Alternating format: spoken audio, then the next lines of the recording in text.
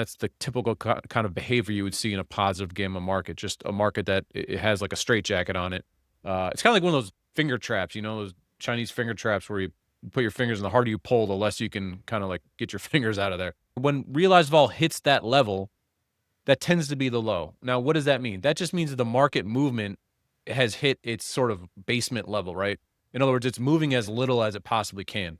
And typically that's a signal that volatility is going to spike. And why do you get a spike? It's because, Jack, if you're expecting the market to move 10 or 20 basis points a day, right?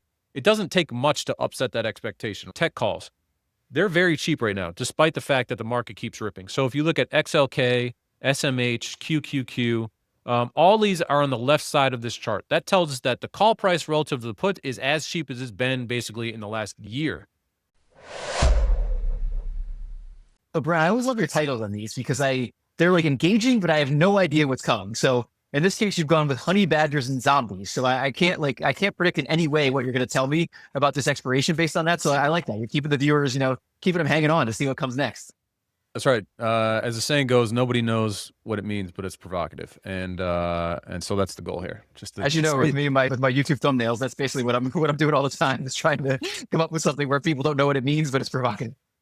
Yeah, and the honey badger, I just realized that if you're under 40, you may not know, but there was this famous kind of like early internet meme of the honey badger doesn't give a you-know-what, and it's pretty hilarious. And so that's kind of the idea. Honey badger don't care is what that's about. Right, so everybody can stay tuned. Yeah, that's right. If you're under 40, you want to know what we're talking about, stay tuned. And it's interesting. We'll tell you what the zombie is later too. We'll tell me too, because I don't even know.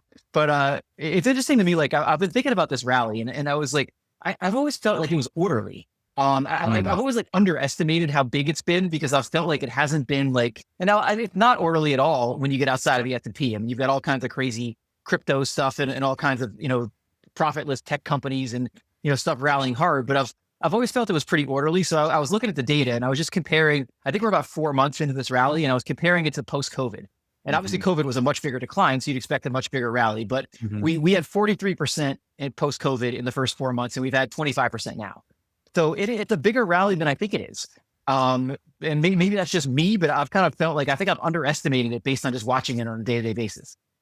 Yeah, and I agree with you, and it's actually a very interesting observation. I really thought about that. And the rally seems to frustrate a lot of people, I think. But what I think is, and it's, you always want to call a top, right? And as per OPEX, the last few times we were looking for some consolidation. So, I'm in that. But anyways, to get to the point, there's like this idea, I think, that everything has to be like fundamentally based or, driven by, something more concrete than just flows. And right now it's just so like the flows keep coming in and they don't stop. Right. And I think that's what COVID was too. Ultimately, it's like, here's free money for everybody. And so you have to enter that into your paradigm. And kind of now it's kind of like, it feels a little bit like what's happening. We're on the precipice of a rate cut with equity S&P 500 at all-time highs. So yeah, it's like you got to kind of put your thinking cap in garbage maybe sometimes and just say, like, go with the flow. It's like the ultimate wall of worry rally, isn't it? I mean, it's like you think about all the stuff that's been thrown at us. Like there's tariffs, and then the tariffs are off, and then there's new tariffs, and then we're firing the Fed chair, and then all this stuff, and then we're firing the people that produce the data for the employment report, and all this stuff that you think would be negative, and it's not. But I mean, I guess that's the way a lot of these rallies are. A lot of the times there's always this thing. I mean, think about post-COVID. I mean, we thought the world was coming to an end, and we got this massive rally. So I think it's just a lesson for all of us that like the market climbs this wall of worry a lot. Yeah, 100%. And not only that, I think the things that everyone says that they're worried about, the pricing isn't there anymore for that. If you think about like the 7th, which is yesterday as we record here, it was supposed to be a tariff deadline of some sort, I believe, right? And then China got punted, and Swiss gold bars, I guess, are an issue right now or something. But it's like a non-event anymore, right? And now Trump, 3 months ago, his tweet, he would just say the word tariff, and the market would go up or down 4%, right, in the matter of 10 minutes. And now it's kind of like whatever, So I think that this ties into the idea of the zombie, right? I think that what people appear to be latching onto is just this idea that assets go up, right? And that seems to be what the core goal is here now of the administration. And maybe that's the big beautiful bill that turned this paradigm on, but it's sort of just like forcing everyone into risk assets is what it feels like at the moment. So yeah, we're going to go through. Obviously, our goal here is to look at what's going on in the options market and what it can tell both shorter term investors, but also our audience is largely longer term investors. So what we can learn about what's going on from what you're seeing behind the scenes. So we're going to go through that in this episode. Just before we start, I'll also say you and I recorded an explainer on options dealer flows and how they impact the market. I'll put it as the first thing in the description of the video, the link to it. I think it was really good. I actually didn't tell you this, but I had like someone I know who's like really I respect a lot in the space, like sent me a message the other day. He's like, that's the best explainer of those flows I've ever seen in my life. Wow. So yeah, you did it, Austin, and that's not me, obviously, because I didn't explain anything. So Was Ray Dalio or who? yeah, with Ray and me Ray and I are texting back and forth pretty regularly. So maybe guys, I don't know. Yeah. So it was not Ray Dalio, but it's somebody who knows a lot about this. So anyway, Ray Dalio saw it. He might feel that way though. That's right. I mean, I assume Ray and I will get in touch eventually. We've tried to get Ray on the podcast, but unfortunately, I'm not at the level where Ray's returning my calls at this point, Brent. Right. One day. But anyway, so a few more views, and then you'll have the attention. Maybe someday. We have picked up a little bit in the channel here. So he does like a good book tour, I think. So kudos to you on growing the channel so massively that you're reeling the big fish in now. So it's only a matter of time.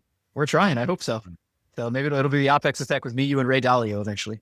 We'll get Ray's takes on the expirations as well. I'm sure he cares. So anyway, before we digress too much, which we always do, we're going to talk a little bit about why this is important as we get into the slides here. Yeah, and now that we've lost half the audience, we'll move on to the content. We mentioned, or Jack nicely mentioned, the hedging video we did, so please check that out. So I won't dive into this that much. But the core idea here is that options volumes have exploded over the last 5 years in particular. They've really been growing like wildfire over the last 20 years. And every day we see more records. On this past Friday, we had a record in notional zero DTE traded. This was on the day the market kind of went down about 5% or 3%, excuse me. So we just keep seeing records. So over that same time, the stock volume is growing at a much slower pace. And I would argue that the stock volume could be tied to this options hedging flows, right? More options means more hedging flows, and that could be a core driver of some stock gains. So point is, options are becoming a much bigger impact on the equity markets. And the way that works is through hedging flows. So in this case, we have a bunch of people buying AMC calls, and 90% of trades are facilitated by market makers. So Jack, when you go and you sling your AMC calls or American Eagle, I think is what you're into these days. And maybe Open Door. I saw that thing. It was going crazy a while back. When you're out there buying whatever the meme is, it's market makers selling you those calls, and they have to hedge. And the way that they hedge oftentimes is by buying with stock. And so when they have to go and buy that stock or sell that stock, that is the transmission mechanism between options trades and the underlying flows in the stocks, right? That moves the stock up and down when you're buying and selling shares. By the way, did you tweet about, I thought you saw that Open Door thing. Did you tweet about that at some point? Like, it was pretty crazy. It was up like 300% in like a very short period of time. So, I mean, I assume options was driving a huge portion of that. Yeah, the options, it was the biggest options volume. It passed even the 2021 kind of meme stock era. I mean, it was just unbelievable amount of volume, biggest single stock volume, certainly of this year. And I think one of the top 10 biggest volume days, for example, was open in the last 5 years. So it was huge. I mean, the stock is a $3 stock, so that does facilitate some extra options buying. But, it was just an unbelievable amount of flow. That whole craze was gone in a day, right? I mean, I literally had 5 or 6, and I don't say this to be, self-aggrandizing or whatever, but it's like, all the reporters are calling, like, what is going on? What is going on? And it's rare that stuff happens, right? That one thing happens that everyone is so focused on, but that really gained everyone's attention. And then next day is gone, right? It's like, poof, gone. Like, no one cares anymore. It was a pretty fascinating, like, flash in the pan. Yeah, it went from like a 50-cent stock to like a $3 stock in like a very, very, very short period of time. Yeah, it's still hanging around $2. And I think, but that's because there's a lot of people that sold volatility into that, right? And so, I think that helps to kind of like stabilize the thing at a relatively high level. And you see it oftentimes in these meme stocks, right? They take a while to kind of like come all the way back or mean revert, right? Because I think there's a lot of these options flows that are in there, short that volatility. Yeah, I'm sure as a fundamental guy, I can tell you nobody's considering the discounted present value of future cash flows during a Another day. situation like that. They're not updating their Excel spreadsheet as they decide to buy. I don't think. Yeah, that's probably true. I think same thing can maybe be said of the Mag 7s at this point too. So, who knows? But anyway, I've digressed again. So you can get back into your presentation here. No, that's great. Okay, now that only 10% of you left from the start, this slide tells us that the hedging flows change all the time, all day long, and that's because not only as the stock price moves, you have to adjust your hedge. If volatility goes up and down, implied volatility like the VIX goes up and down, you have to adjust hedges. And then as time passes, you have to adjust your hedges. So these are the flows that we're monitoring on a daily basis across all the stocks. And the more we watch this, the bigger the options volume gets. We think the more impact these dynamics have on stocks. And so that's why Jack makes the time here to talk to me every month. And hopefully y'all are taking a lot of value out of these insights. It's your engaging personality, Brent. It's not not that. Yeah, it's not the looks; it's the personality. But anyway, so this is why we're talking now, because we have an options expiration. We're talking the Friday before. This will come out the Saturday before. We have an options expiration next week. This is the cycle that we're looking at right now on this slide. That's right. So historically, it's the third Friday of the month that is the biggest options expiration, right? So what happens is positions tied to that third Friday build up. Options hedging flows related to those positions build up, and then options expiration, the contracts expire, and so the hedges have to unwind. And so you see this on a cycle of flows. There's also another cycle that ties to the quarterly expirations, which are some of the bigger funds like a Bridgewater could put big put positions, for example. And then now we almost have an intraday cycle, I would say, because 60% plus of the SPX index order flow is tied to zero DTE trading. So we see these kind of like idiosyncratic daily moves now tied to zero DTE options, which is crazy. So they're kind of like cycles and cycles and cycles that are taking place here. The key is that positions build, flows tied to those positions build up, and then when expiration happens, it all kind of unwinds and we start a new cycle. So as we look at this next one, these are all the expirations historically. And as you can see, I mean, they're obviously not all turning points, but when certain conditions are present, there's certainly a greater likelihood of that. And you've seen from major turning points. I mean, COVID by obviously being the biggest example, but we've seen some major turning points on these expirations. Yeah, the quarterlies, tend to be the biggest, and then you can get some bigger monthly expirations. This is a regular monthly expiration that can also be turning points. And look, not every month is this massive, incredible inflection point, but you oftentimes will see some shifts in market flows, particularly when the flows get to be extremes, right? So if you're talking about call or put prices being at extremes, or if you're talking about the market being really stretched in one direction or another, that can signal that there's some pressure, right, that needs to be released or relieved. And statistically, we have some evidence that supports this. So here, when you see that the VIX expiration occurs after options expiration, so the reason the VIX expiration matters is because there's a lot of people that talk about this window of weakness, right? But it's really a shift in performance. So this month we have OPEX is next Friday, and then VIX expiration the following Wednesday. So about 2/3 of the time we see the market flip performance. So if the market rallies into that OPEX period, it tends to sell off after, and that likelihood actually drops a little bit if VIX expiration is before equity options expiration. So in this case, we're in this 2/3 performance. Market has obviously rallied quite a bit into this period, and as we go into next week, and so I oftentimes say, hey, we might be ready for a correction here because things are so stretched to the call side. But the interesting thing that we're going to talk about in a moment is we're not that stretched in terms of options positioning. Before we get into that, show me the data, right? What this realized vol impact shows you that if the market is quiet into the options expiration, if vol is tight, volatility tends to expand. So realized or historic vol simply meaning the market doesn't move much into options expiration, it tends to move a lot after. And that's what we're measuring here with these green and red bars. So just again, more data that supports this idea that there are some inflection points around expiration. Is there any data to indicate that the larger expirations are more likely to be turning points? Like I know we've got a small one here. I assume, did we have the biggest expiration ever in June? I know it was on the verge or something. It was very near. When I measured it one day, it was, and then I measured it a couple of days later because the market had shifted. It wasn't. So it was very close to March. So you're talking about number one or number two. Okay, and in September, I assume will be another big one. We probably don't know exactly how big, but it'll probably be pretty big as well. Yeah, and I've looked at the quarterly expirations, and the data seems a little bit more consistent. I haven't measured the expirations in total across all stocks to see, if there's a correlation there. And I think there's a couple of different factors with that, right? Number one is sort of like what is the imbalance maybe in the S&P versus single stocks? What are options prices? Are they really skewed? You sort of like have to look a little bit more at some of the dynamics of the positions. And not all stocks have big expirations every month or even every quarter, right? So there's always the Mag sevens, right? Those are always big. And then, like an open matters a lot in last week's expiration, and now nobody cares, for example. So a lot of those things can shift, but in the S&P, there's definitely a correlation between the size of the expiration and the movement. So on this next slide, we're looking at predicted gamma and predicted volatility. Right. And so another way to look at this is when we measure how much gamma, S&P gamma is in the market for the S&P 500, it has a forecast of short-dated movement in the actual underlying, right? So in other words, how much of the S&P moves is dictated oftentimes by how much gamma there is in the market. And so right now we have a pretty decent amount of positive gamma, which supports the idea that the market is in a tight range. And why are these two linked is because if you have positive gamma as a market maker, you're buying the market when it comes down and you're selling the market when it goes up. And so that's kind of like a straitjacket, right? It keeps a lid on volatility. We saw that, for example, yesterday, market was at 6,400. It sold all the way out to 6,300. And then right before the close, it moves all the way back to close unchanged on the day. So you get these big ranges, but the net is we close unchanged on the day. And that's the typical kind of behavior you would see in a positive gamma market, just a market that it has like a straitjacket on it. It's kind of like one of those finger traps, those Chinese finger traps where you put your fingers and the harder you pull, the less you can kind of like get your fingers out of there.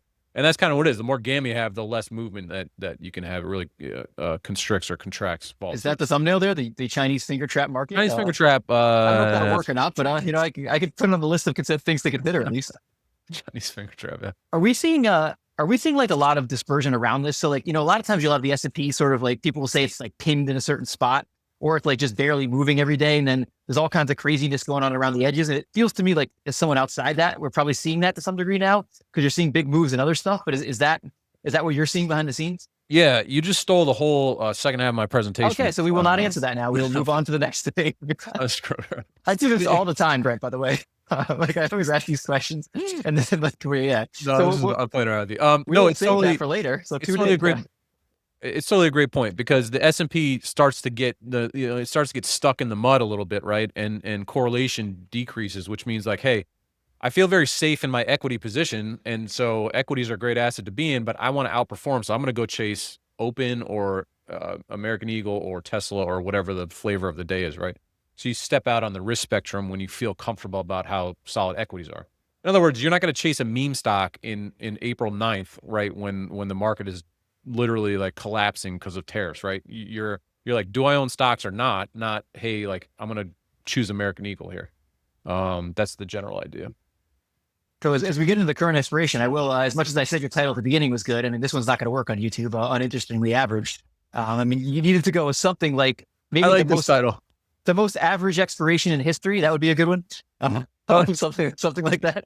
Come and watch our episode, uninterestingly average with a picture of you and me in the thumbnail. That's perfect. It'll reflect the content. That is also basically me and you. Personalities, looks, uninterestingly. Yeah, exactly. That's a maybe we'll rename the whole show to an uninterestingly average. Well, so anyway, I've digressed. But yeah, so as we look at the current expiration, what do you see in here? Yeah, and that's what the funny thing about this is. Number one, the size of the expirations, like an average monthly expiration, it's not particularly large. And if you remember in July, it was like these metrics were all the way to the right, meaning call percentages were like 80, 90%. It was like maxed out, right? And here we see, 80% for S&P. Yes, that's a lot, but it's actually not the super extreme kind of edge of things. And then when you look at ETFs and single stocks, it's like 70% calls. The average position in single stocks tends to be more calls than puts. So this is, again, just very average when I look at it. Even though you see more calls than puts, it's like not particularly, again, excitingly stretched, right? I love to see something that's like an extreme because that to me feels like more of an event that you can maybe take advantage of. Here, it just seems like, all right, kind of average, maybe a little bit more weighted to calls than puts than we get typically, but nothing like extreme is what I'm seeing. So generally, you would expect single stocks to be more call heavy than the index itself? Almost always is, yeah. Okay. So, and if you think about it, the S&P, and remember, this is based on delta notional. This is not number of contracts. So what is the value of calls versus the value of puts?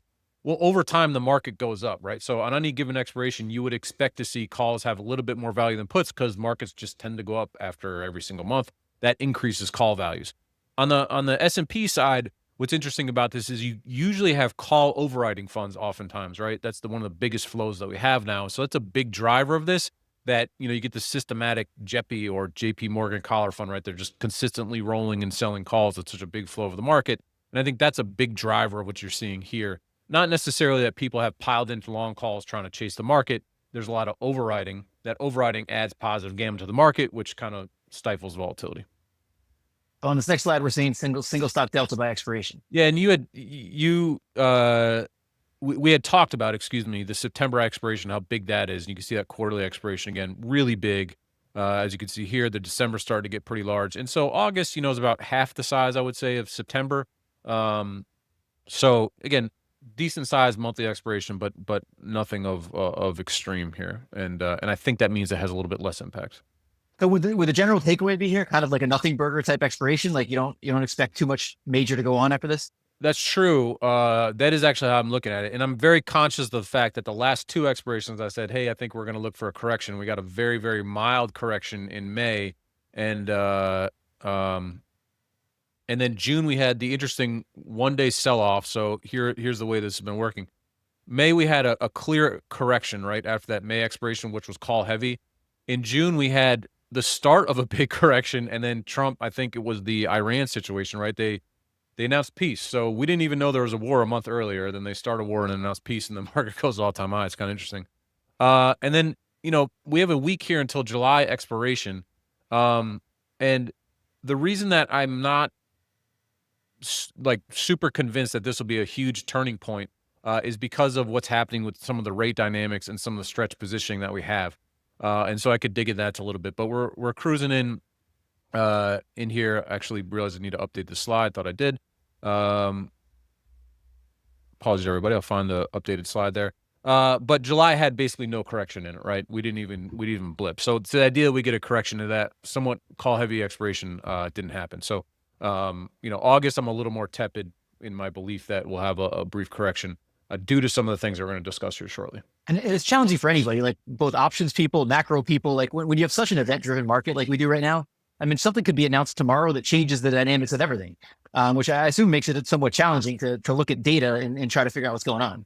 It does. And I think when you get to the extremes, you can see the setups kind of take place. I mean, like in May, for example, there's a clear correction. And that's really what you're looking for here, right? It's like, okay, we got stretched into the expiration. We give a little bit back. It's just a correction along a trend. If you draw a trend line up on this chart, for example, you would kind of see that happen, right?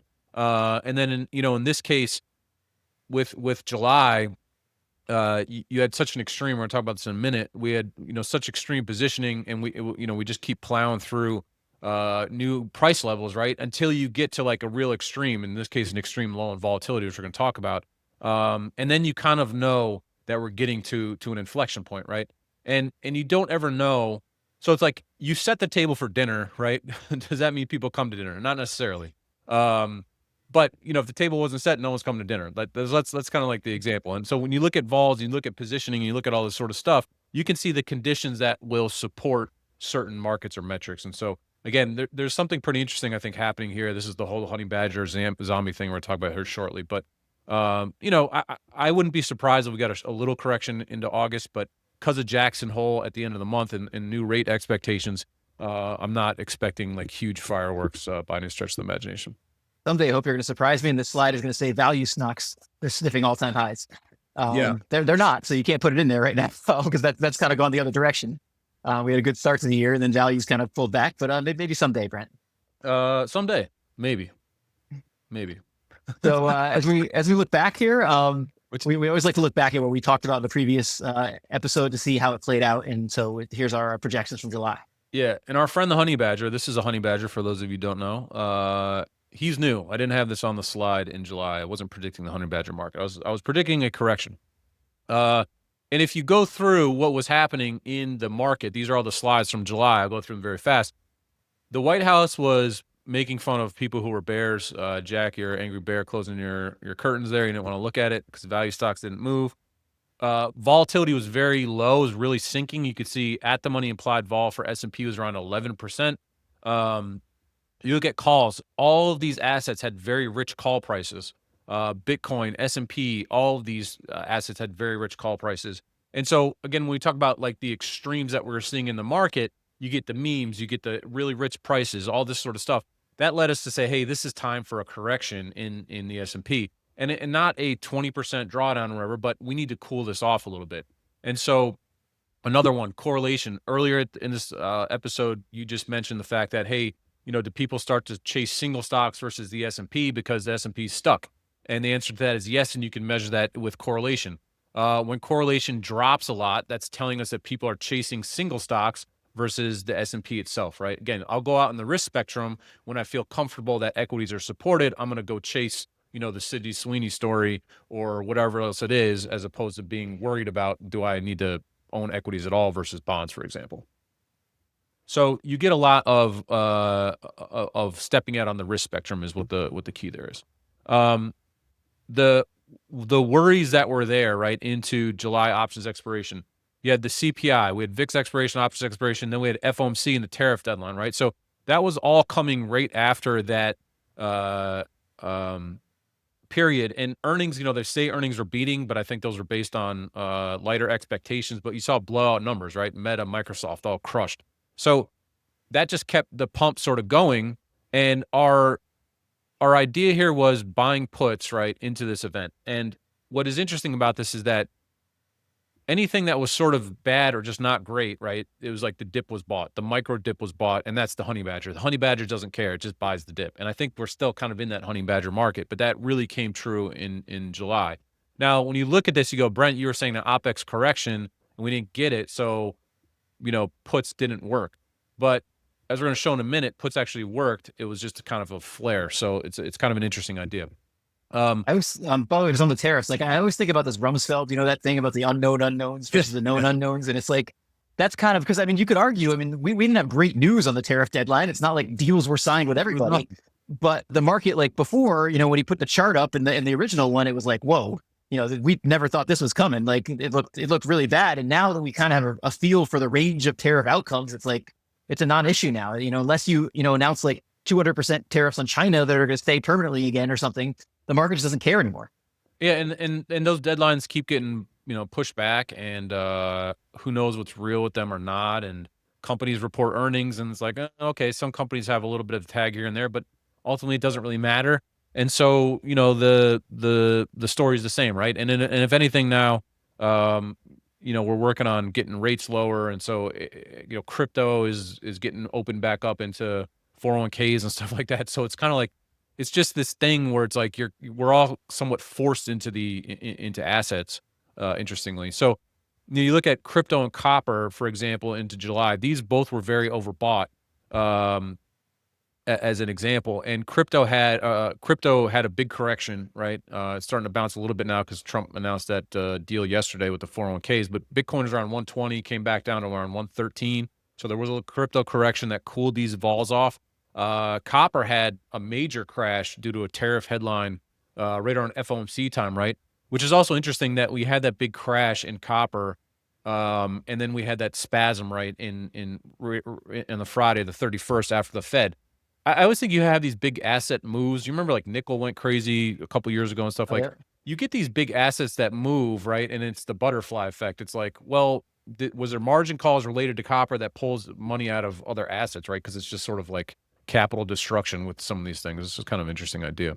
By the way, just before we leave the tariffs, I will mention we got a comment on the last episode that they want more of our macro takes as much as every time we give our macro takes and we admit that they're terrible. Like somebody said that, and I think they don't realize they're going to create a complete monster if they like you and I will have our inflation forecast up in the next presentation or something if they tell us they actually want that. So it may not be for the best. This is the interesting thing about Jack is we may be as accurate as anybody else in that. No, that is probably true. So I always try to come up with obvious stuff because obviously I don't know what I'm talking about on the macro side. I will say though, there's a couple of macro people like that, particularly Darius Dale. But if Darius, an off chance that he listens, I'm sure he's not. I think your macro forecasts are great. I really believe that, but also you frighten me. We just had Darius. He was on last week. I really like his macro takes. I love them too because they're systematic. So it's a perfect fit for me because like I love the idea of like trying to do this completely based on data. And Darius is like purely systematic. Like, we always love having Darius on. Yeah, and he could squash me like a bug. So hi Darius. Um, and then this was the other kind of interesting thing. We were talking about call sellers up at the 6,300 level, and that was this level in here, right? And then down below there was like no level that we could pay attention to because like no one really owned puts. And so what ended up happening here is the market rallied up into this area 6,400, and then this whole area ended up being support into some of the drawdowns that we had, which was quite curious. But the thing was is like no one cared about puts, right? No one was playing downside, and it led to this sort of lack of levels, big support levels out of that options expiration. So, when you look at this, we had all of these positions would say, when do you want to buy the dip? It's like our signal was all of these calls, right? Because we're on the right side of this chart telling us that calls are rich relative to puts. Well, all of these conditions ended up unwinding. It just the market didn't really cool off all that much, and then we saw things kind of repump. I'll talk about this in a second. So again, we had the table set, right? It was like rich call prices, big call positions expiring, volatility, implied volatility is very low. People weren't hedged for anything. We had some events, and right out of OPEX, that stuff didn't really matter, right? We ended up paying the piper for a whole day. But these kind of stretched valuations, it was an interesting signal, right? It didn't prove to be a very immediate post OPEX signal, but it did prove to be a signal of a potential for a spasm. And if you all are confused by that, I understand because I just mumbled a bunch of stuff at you. It'll be clear in a couple of charts. Do you have a feeling as to why that happened? Because like if you gave me no other data and you basically had said last expiration, calls are really expensive, and then this expiration calls aren't that expensive anymore, I would have predicted the market probably went down. And Yeah. that's probably why that is. Do you have a feeling like behind the scenes like why that sort of unwound a little bit without any sort of negative consequences for the market? Number one is if the market pauses, then that's all you sometimes need for those call prices to cool off, right? You don't necessarily need a big crash, right? You just can sometimes have a lack of volatility can be all it's needed for call prices to cool off. Same thing with puts, right? If you bought a put and the market's crashing, that put's worth a ton of money. If the market just stops crashing and goes sideways, your put value gets destroyed, right? Because it loses Right. energy. So that's I think one part of it. And then the second one is we did have this correction in right after the FOMC on Thursday and Friday of just this past week, which did a lot of destruction to a lot of these asset prices, right, in very short order. And maybe that's related to month end, and then there's that weird. I mean, I'm not saying copper is the reason for it, but you had some weird spasms across assets, and that seemed to very quickly reset some things. And that was kind of all it took. It was like a big puke, right? And was very quick and very violent. And then, a day later, it's like, okay, like thrusters back on. And then not only that, you just get a constant stream of bullish news. It's like anytime the administration seems to see like a down day, it's like, here's some new thing, right? An alleged tariff deal. I think the European tariff deal got announced right after options expiration. Crypto now, 401k. It's like there's just a stream of stuff like that helps to support the market. It's like that headline risk I think you were talking about. Or policy risk. So it's really been quite interesting there. Just the response, like anytime there's a red day, it's like, okay, here's like a positive policy response. So we had the honey badger. Now as we get into August, we got the zombie. Yeah, so the zombies, something we've been talking about for a while, and I'll explain that here in a minute. And what you're going to get here is the honey badger and the zombie kind of, you can merge the two. And I shouldn't have made that image; would have been pretty gross looking, but that would be the idea. Okay, so what is the zombie about? This is a long-term chart of realized volatility. How much has the S&P 500 been moving? Most practitioners look at 1 month realized vol, right? So essentially, what is the average volatility of the S&P 500 on a trailing 30-day basis? And what you see here is that's that green line. What you see here is last week, so last Tuesday, we hit 6% in this metric. And if you go back to 2018, that's about as low as it gets. There are some brief periods in history, particularly 2017, where we got lower. We got to 3.5% in October of 2017. But as you can see here, when realized vol hits that level, that tends to be the low. Now, what does that mean? That just means that the market movement has hit its sort of basement level, right? In other words, it's moving as little as it possibly can. And typically that's a signal that volatility is going to spike. And that generally means the market's going to have a correction or a decline. Now, the trick here is that you can have low realized volatility stay in place for a week or a month. It can last for a little while, but almost inevitably you get a spike, right? And why do you get a spike? It's because, Jack, if you're expecting the market to move 10 or 20 basis points a day, right? It doesn't take much to upset that expectation, right? The signal or the trigger to cause more than 20 basis points of movement in the S&P 500 can be pretty little, right? It can be a random tweet, a random, copper movement, a random something that suddenly jostles things. And so if you were expecting only 20 basis points of movement and you're short volatility at that level, expecting 20 basis points of movement, well, if you get 0.5%, what do you got to do? You got to cover your trade, right?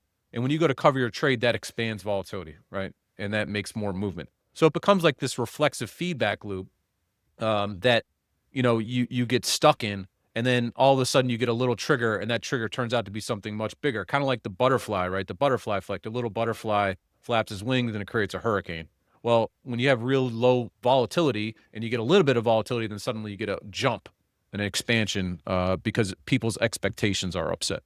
It's funny because I've found myself like thinking about 17, like thinking about now in 17 and thinking I feel kind of the same way. Like I Yeah, remember in 17, I was like, this can't go on any longer. This can't go on any longer. Like the no volatility. And then I believe it was XIV, right? That blew that one up.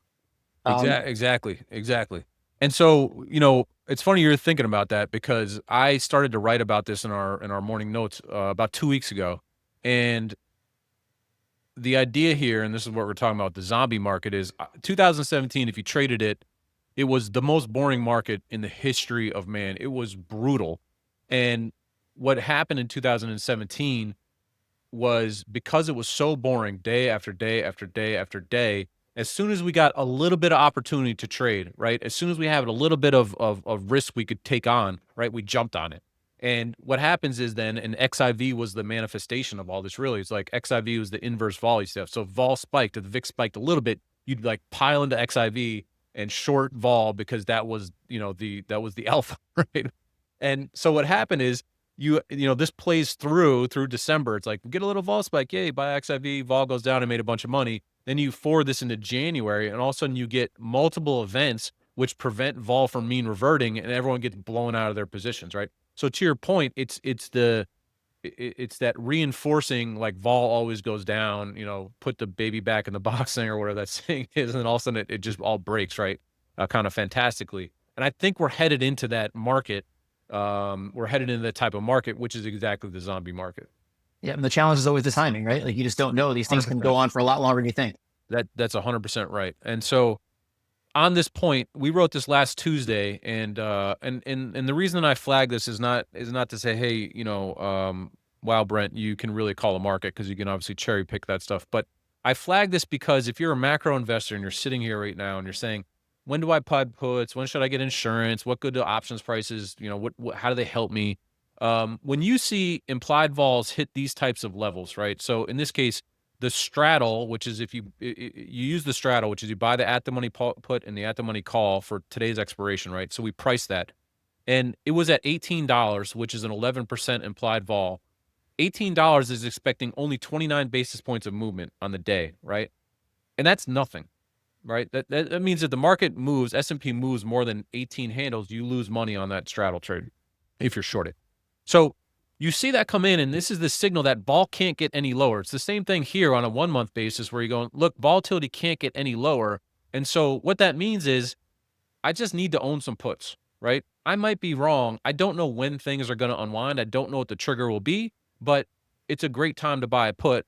Why? Or VIX calls. Why? Because number one, they're cheap as heck, so the carry cost is nothing, and you're squeezed into this box. And so the opportunity for anything to happen that upsets the paradigm means that you'll get a big jump in volatility and you can get paid.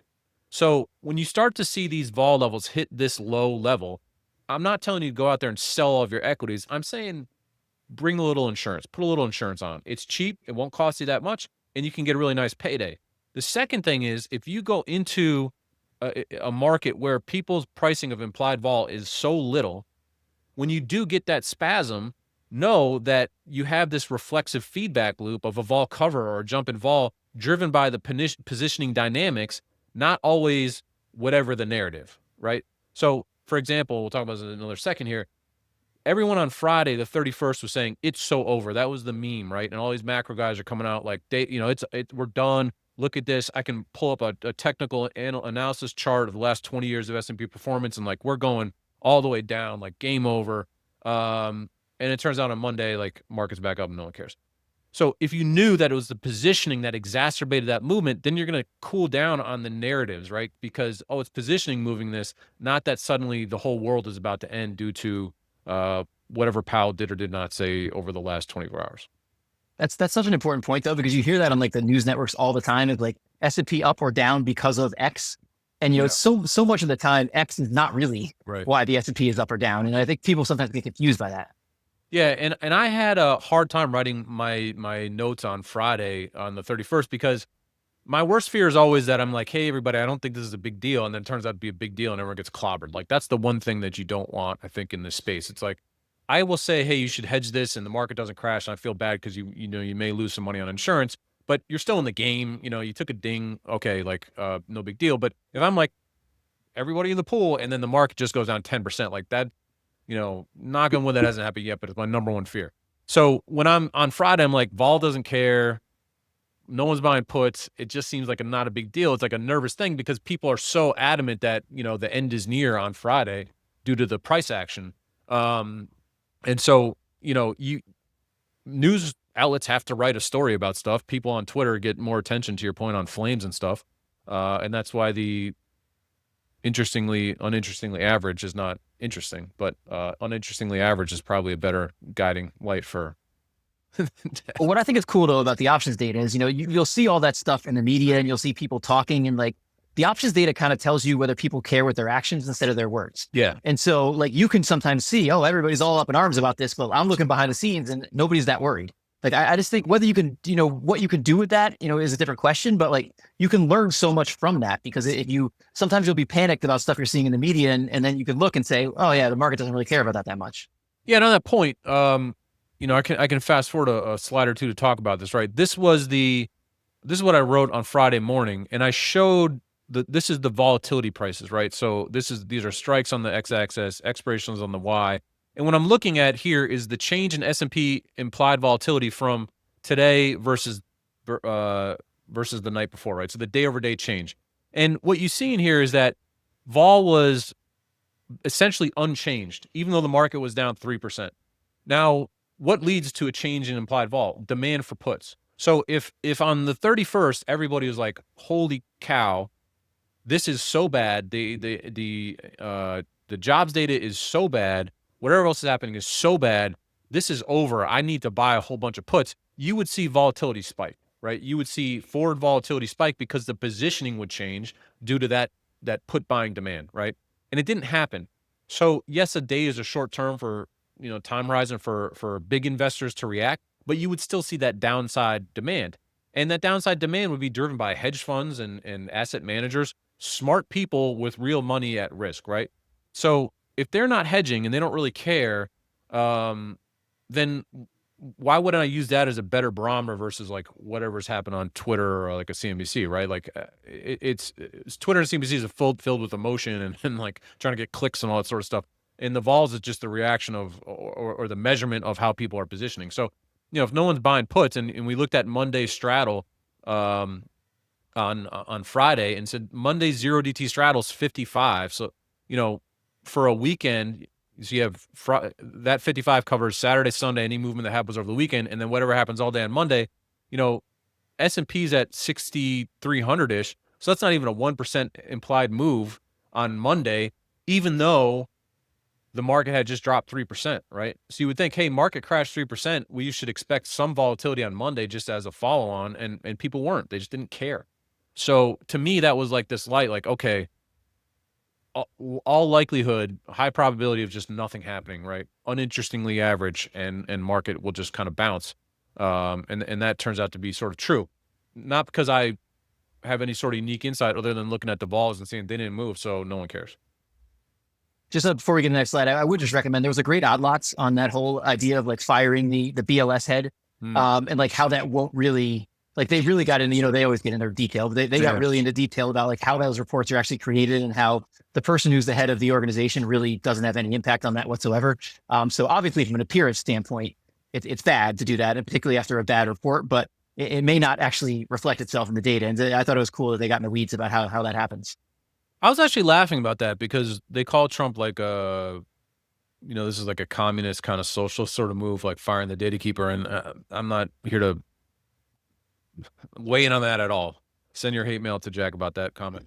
But I thought that the bad jobs number was actually good because that was what convinced the market that they're going to get the rate cut they always wanted. So it's sort of like, if anything, Trump would be like, see, the jobs data suck. And potentially good for him, right? Because for him, yeah, now he wants the rate cut. He's been pushing so hard for the rate cut. So, the bad jobs data might actually get him what he's looking for. But so if we're going to manipulate data, wouldn't you do that? I mean, yeah, I thought it was. I was like these figuring out like how it actually works behind the scenes, like podcasts and videos and stuff, because I have no idea how those numbers are created. So I thought it was kind of cool to at least, regardless of your view on it, just understand like how this data ends up like in a jobs report. So at any rate, the point here is that when the market is not pricing in a lot of risk ahead on an average basis, right? You say, okay, that is a good signal, right? We had a 3% move on a relative basis. Vol didn't move at all, so I feel pretty comfortable. Now, there are times where the pricing gets too extreme to the upside or downside, where you go, hey, I think this is a time for change, right? So you can't just sort of say, hey, vol is low, so there's no risk in the market. To the earlier point here, when we hit extreme lows and realized volatility and the straddle's $18, well, there's risk in that, right? But if we have a 3% drawdown and no one reacts to it, then generally speaking, I'm gonna think, okay, there's not a whole lot to see here. So I wanted to just recover the idea of the spasm, right? And why buying put insurance when the market is pricing in extreme lows and volatility. Here was July OPEX, and the orange line, the green line is S&P. So after OPEX, we had, I think there was a trade deal announced here, and then the market just kept climbing higher, right? And we have the VIX. The VIX is in purple, and then correlation is in blue. Core 1M is a SIBO measure of correlation. And what that is basically saying is, are people chasing stocks or not? And so what you see here is correlation dives, which tells you people are chasing individual stock names and themes. VIX dives to, roughly around 14, 15, something like that. And you can see how contracted these are into FOMC. Now, I know this chart doesn't go that far back, but this is the lows that we've seen going back to December of last year. Early December is when correlation and VIX last hit these levels. And interestingly, it was December FOMC that popped the vol there and created a big vol spike. I don't know if you remember that. Where the VIX hit 20. So Powell comes out, he says what he's going to say. The market had a nasty reaction to that. Then we had Meta and Microsoft blew it out. So the market hit an all-time high the next day in the morning. Then all of a sudden, like kind of all heck breaks loose for a grand total of about 36 hours. So you could see here how you just compress this stuff, right, into a trigger. If you use VIX and correlation as risk measurements, they're totally compressed. The apple cart gets spilled over. And then you have the honey badger here saying, great, we're going to buy this dip, and now equities are right back to that all-time high.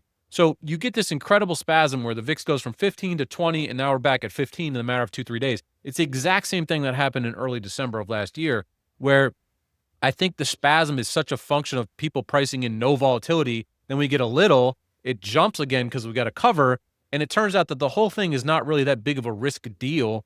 It's just that flows were just so compressed that there was nowhere else for them to go, right? The only thing they could do is go up. And so maybe you get a little month end in there, whatever it is, we had to have this spasm sort of like to reset things on short order. It's interesting to me because there's just someone from the outside of this, and it feels like time frames in the market are compressed. Like use that word, like relative to what they used to be. And it's not just something that can happen like in a day. Like it feels like the bear markets have been, sharper and shorter, and then the bounce backs are quicker. And like, I just feel like everything happens faster. And I don't know, that probably has to do with options. I don't know, maybe if you looked at long-term data, you'd say I'm wrong about that. But it just feels like that as somebody who's watching the market from the outside. Yeah, I would agree with that. And earlier I had mentioned that Friday, the 31st, had the largest notional traded ever of zero-DTE options. This is like a Goldman metric. And so I don't know exactly how they measure that notional value, but I think it's just premium traded. But the point is the same. It's a huge zero-DTE day, and I'm of the very strong belief that zero-DTE suppresses volatility in the market. When the market crashes, people buy calls, right? Zero-DTE calls as either a hedge or as a bet, and that helps to support the market. I firmly believe that. And so, I think on these, I think that can help the market stabilize in general. And had people reacted to the 31st, right, with buying put options in any material way, like 1-month puts or something, then I think the outcome of this could have been totally different because the purchasing of those puts adds downside flows, right? That really accelerate downside. And they just didn't. They didn't care. If you remember in August of last year, before we had the VIX spike to 50 on that day, the positioning was really nasty on that Friday before we had the big VIX spike, which is almost exactly a year ago, right? Um, and so, there are times where you see the positionings that's going to support a bigger, more sustained vol spike, and there's other times where you can see people just don't care. And this was a people just don't care moment, and maybe that's why they went size into zero DT because they just really weren't that worried about it. So on this next slide, we're looking at going forward some of the events that might matter here. Yeah, and so what's so interesting about this idea of the zombie in 2017, it was just this really low, long, protracted just grind, right? And I think that we're entering that paradigm because right now what you look at is implied vol for Monday is people are pricing in at 8%. There's a little weekend effect, but we're already back to this idea that no one's expecting anything. Then you have CPI next week. Does it really matter? I mean, implied vol for that is about a 12. Doesn't really matter. All that matters is if you get a huge tail. I mean, if you get a giant spike in CPI, then that's a risk. But odds are it's going to be uninterestingly average. Same thing with PPI. All these other data points, all these people say is so important. It just doesn't really matter. The thing that's going to be interesting here is going to be Jackson Hole, and you also have Nvidia earnings about the same time. It's at the end of this month or mid to late part of this month, right? So right now, the market is pricing, as you can see here. So whoever asked for a hot macro take, here you go. The market is pricing in 91% chance of a rate cut as of right now. So will Jackson Hole confirm that for sure? Probably seems like it. We also had a new Fed appointee, right? That's supposed to be on the Trump train. So this has all just gotten bolstered, and so what is a good zombie need is the question, right? Rate cuts. Keep feeding me with more liquidity or cheaper liquidity, and then I can sort of just march forward.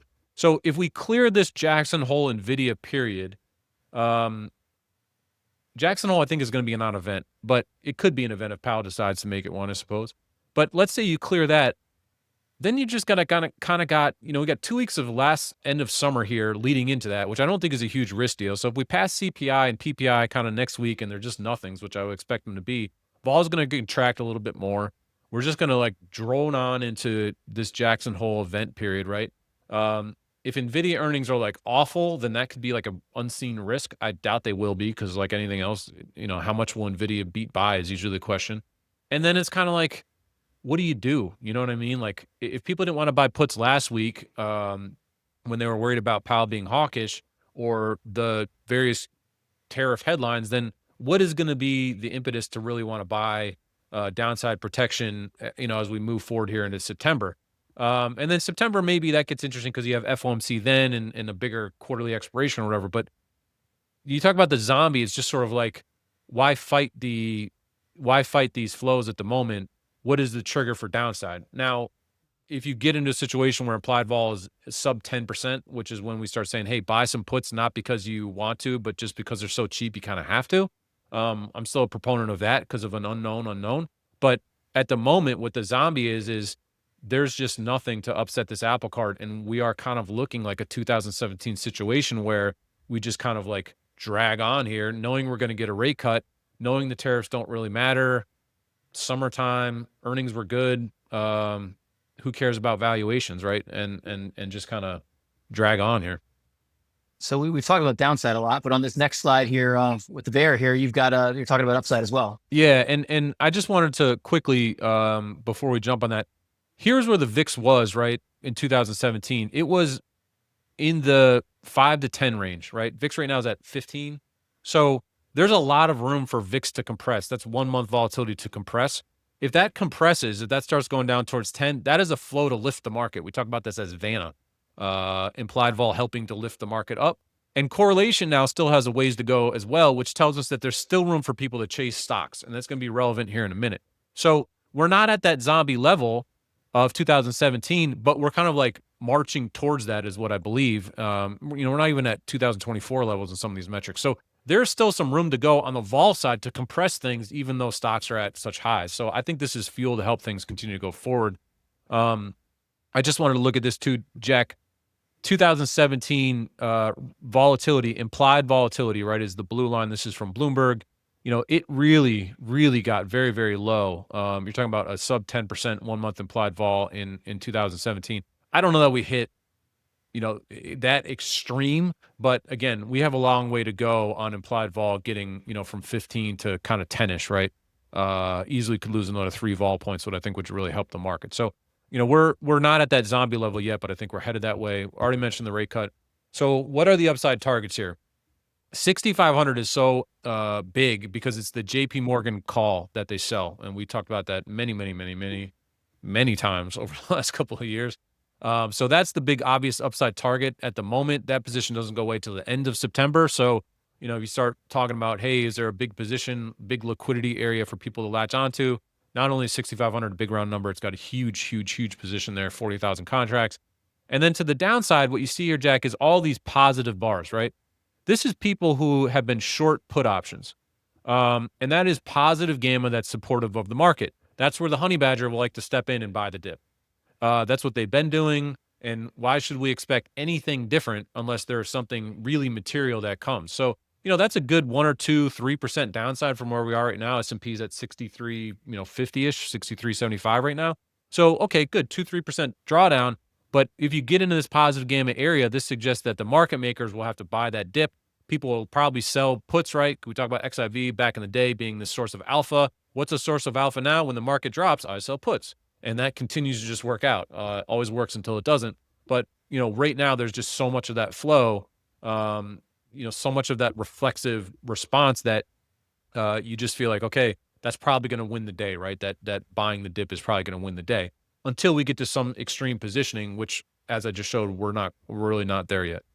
So this next one gets into what we were talking about before, which we were talking about the pricing of tech calls. Yeah, and so Brent, what's your advice here so that we can kind of see how you do? Number one, I think into OPEX, I'm going to own some puts, right? VIX calls, S&P puts, just because they're cheap. No more than a 1% allocation of my portfolio to puts, nothing huge. And the second one is tech calls. They're very cheap right now, despite the fact that the market keeps ripping. So if you look at XLK, SMH, QQQ, all these are on the left side of this chart. That tells us that the call price relative to the put is as cheap as it's been basically in the last year. A lot has happened in the last year. Not only that, the IV rank is at the bottom of the barrel. So what does that tell me? Calls are cheap. And so if you're worried about what can happen here over the next month or two, but you don't want to lose your equity upside, it's a fantastic place to get that equity upside because the calls are cheap. So if the market blows up because of some risk we didn't see coming, then all you'd lost was your cheap call premium, right? Seems like a fantastic way to get that upside exposure. And as far as I checked, last I checked, tech is still, the leading sector here. And as we all succumb to our AI overlords, I would assume that AI, that tech continues to lead. So those are just cheap. And so if you're going like, Brent, I don't know, I don't trust this, then buy these cheap calls. And if you're wrong, well, okay, you lost your premium, but it was a little bit of premium. So that to me is the right way to position here, looking at, September monthly expiration calls, I think is a fantastic way to express upside. And sort of an unrelated thing with tech here. I wanted to ask you about like tech in the long term, because that thing I mentioned before that you and I did on dealer flows is part of our Teach Me Like I'm 5 series. And we had Chris Abdamosia from the Moon Tower blog, who's awesome. Like they did one recently, and he was talking about his boss at Susquehanna during the .com thing. And he said like everybody saw the .com thing as basically this crazy thing that came out of left field.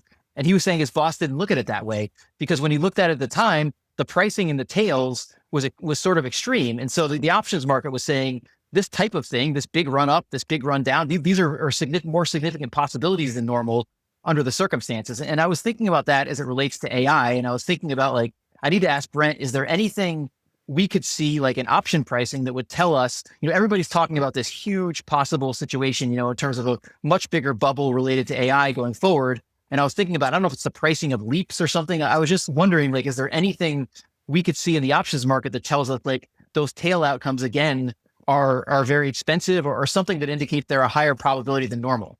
Yeah, I mean, I think that's totally true, and I think you and I have really documented this over the last 2 years or so we've done this podcast, right?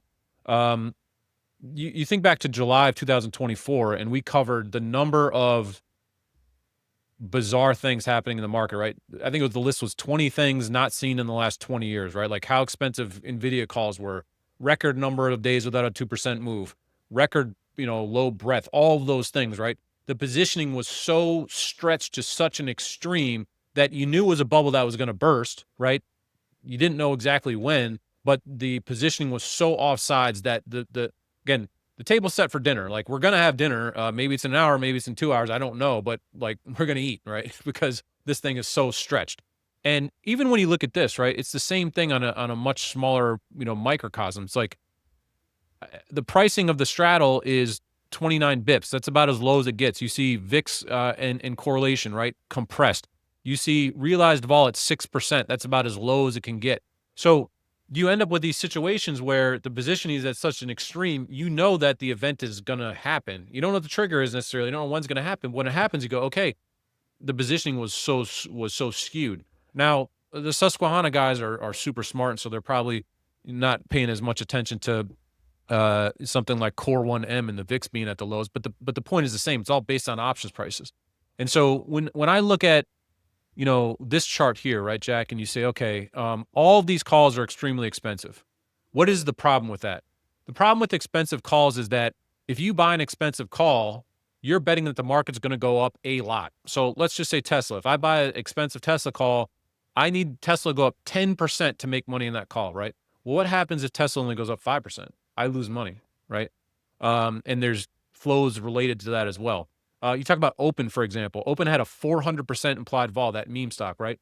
There's basically no way you will ever get paid buying a meme call when it's at 400 or any call when it's at 400%. It's not impossible, but the odds of it are like zero.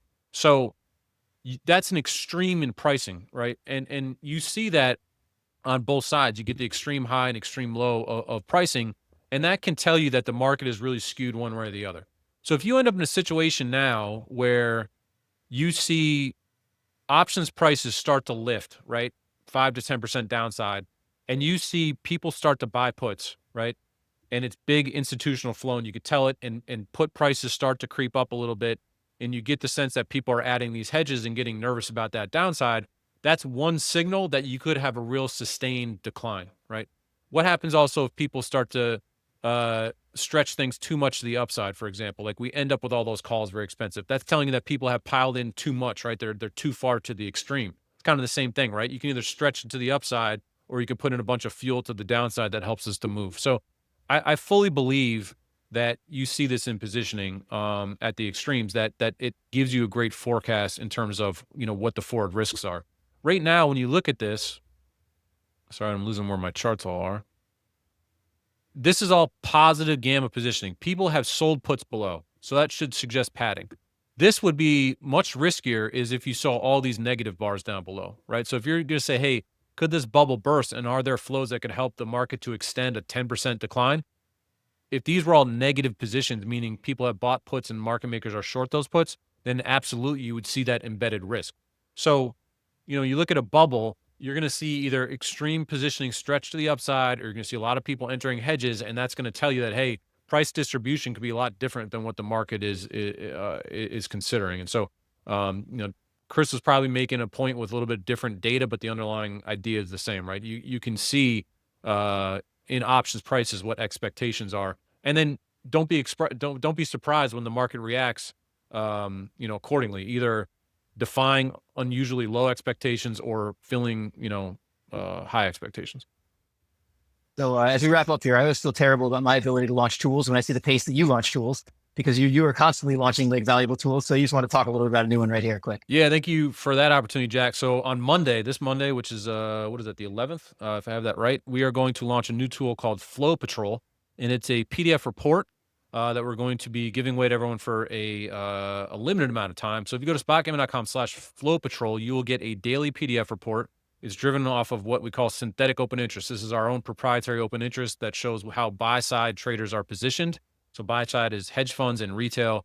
It's an incredible report. It's 20 pages long. It's the best data that No one else has this data. I don't even think the banks have this data. So we're really excited to put this report out. So if you go to spotgamma.com/flow patrol, you can sign up and we'll send you that report every single day for the foreseeable future. Well, thank you for doing this, Brent. And hopefully you and I have at least been interestingly average instead of uninterestingly average. Yeah. I mean, the average is probably a given, but hopefully we've at least been interesting. You were very interesting, Jack. Nobody would describe me as that, but I'll take it. So thank you everybody for joining us, and we'll see you next time. Thank you for tuning into this episode. If you found this discussion interesting and valuable, please subscribe on your favorite audio platform or on YouTube. You can also follow all the podcasts in the Excess Returns Network at excessreturnspod.com. If you have any feedback or questions, you can contact us at excessreturnspod@gmail.com. No information on this podcast should be construed as investment advice. Securities discussed in the podcast may be holdings of the firms of the hosts or their clients.